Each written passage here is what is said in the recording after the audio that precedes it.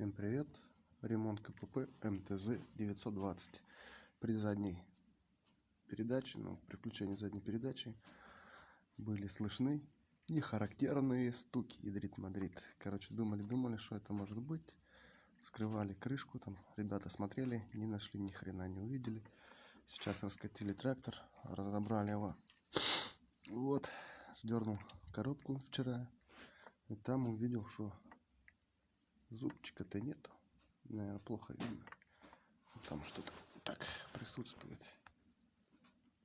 Вон он, паскуда. Не очень хорошая вещь. Ну, будем разбирать, ремонтировать. В общем, раскидал я коробку. Вот она, шестеренка задней передачи. Вот не было зуба. Клацал, короче. Задний включаешь, и он клац.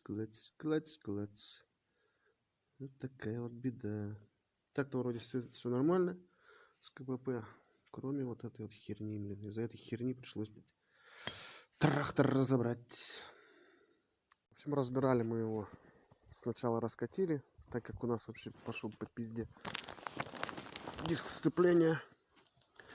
Вот, раскатили, а потом уже по порядку отчепили.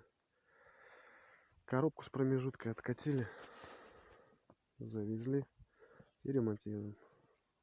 Будем собирать его, сначала промежутку воткнем, потом коробку и потом подкатим саму кабину с мостом.